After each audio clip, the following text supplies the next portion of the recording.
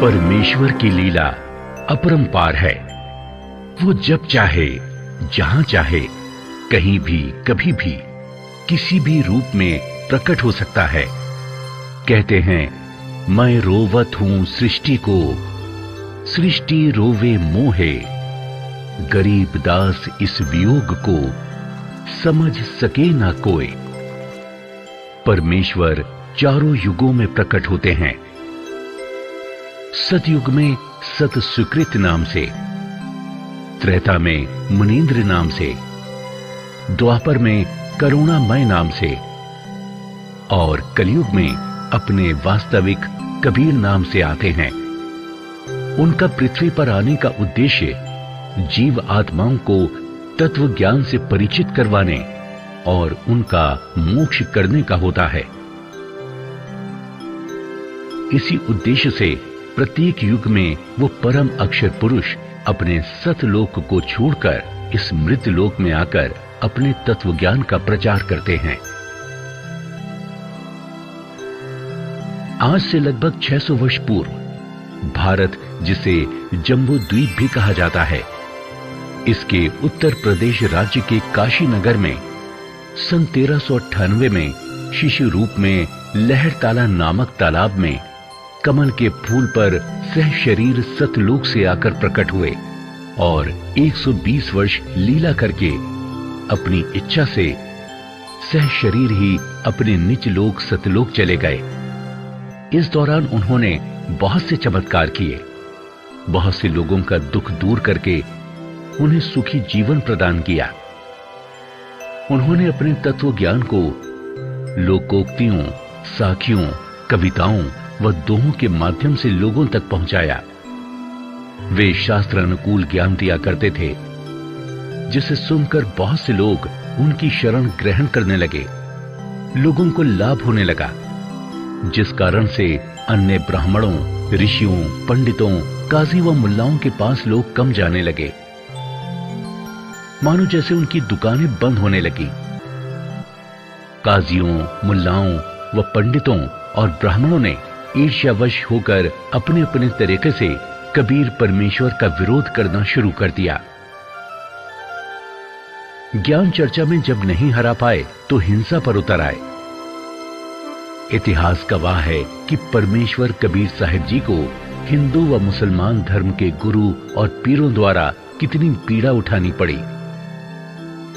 उनके जीवन काल में दुष्ट लोगों ने उनका पुरजोर विरोध किया और नकली गुरु पीरों के झांसे में आकर परमेश्वर कबीर जी पर 52 बार जुल्म ढाए।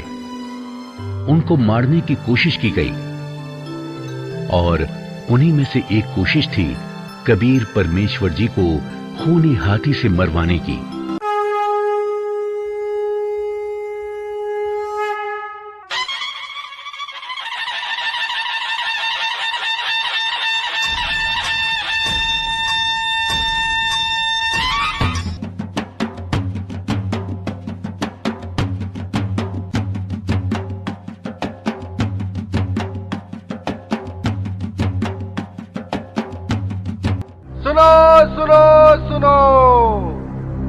राजा का हुक्म है कि कबीर पुत्र नीरू को कल प्रातः 10 बजे खूनी हाथी से कुचलकर मौत के घाट उतारा जाएगा।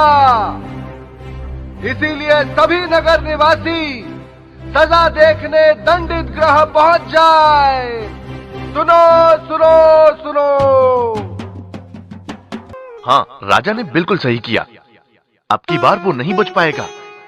हर बार बच जाता है, पता नहीं क्या जादू मंत्र जानता है।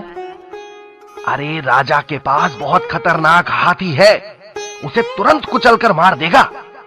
हाँ, सही कह रहे हो। देखते हैं कल क्या होता है।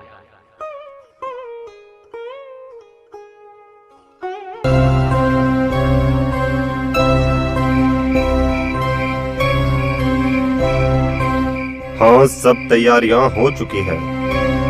हाथी को खूब शराब पिलाना।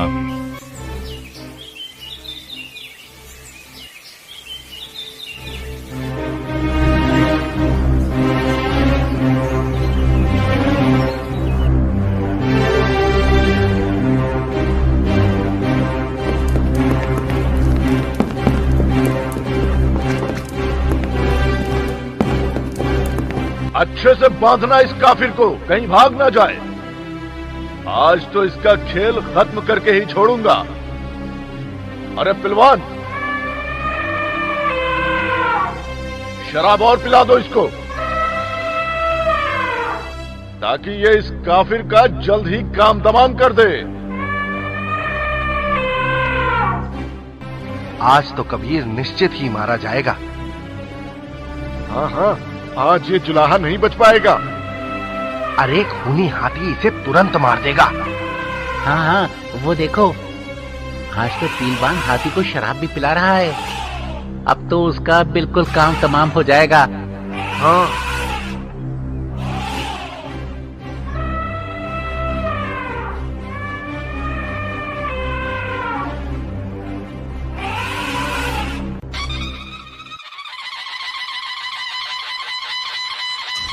होशियार, खबरदार, दिल्ली के सम्राट सिकंदर लोधी पधार रहे हैं।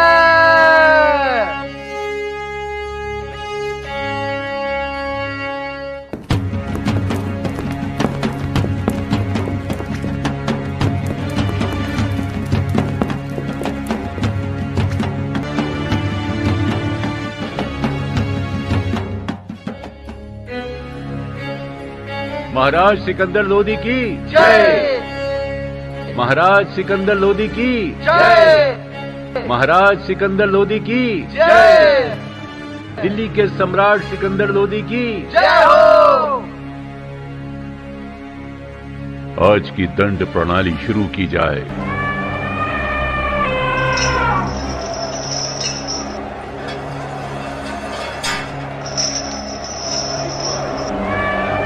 मारो मारो मारो मारो मारो मारो मारो मारो।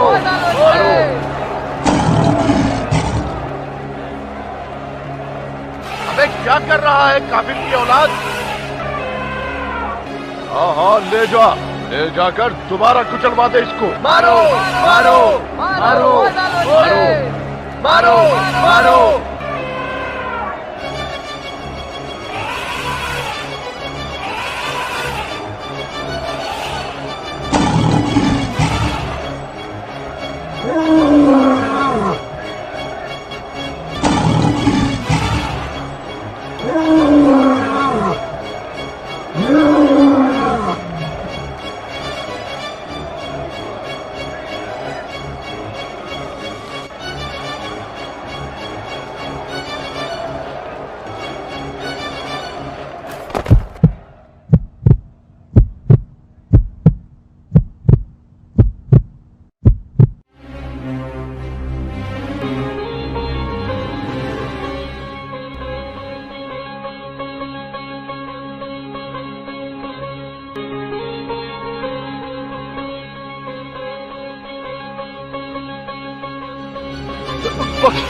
बख्श दो परवरदिगार, सिर्फ अब की बार मेरे गुनाह माफ कर दो।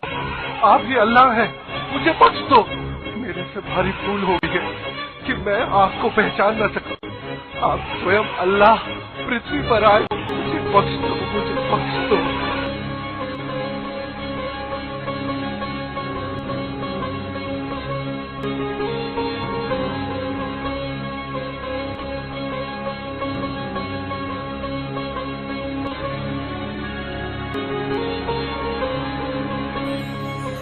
राजन अपने धार्मिक पीर शेख तकी के बहकावे में आकर ऐसी गलती ना किया करें।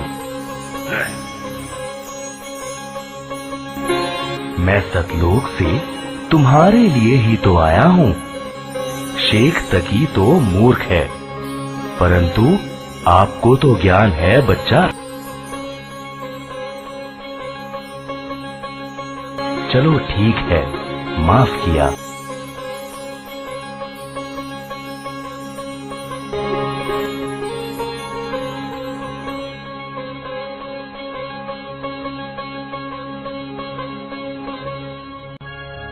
इस तरह शेखक्की ने अन्य कबीर जी के विरोधियों के साथ मिलकर उन्हें हाथी से मरवाने की भी एक नाकाम कोशिश की, लेकिन मारे नहीं मरे कबीर सब प्रयत्न व्यर्थ रहा।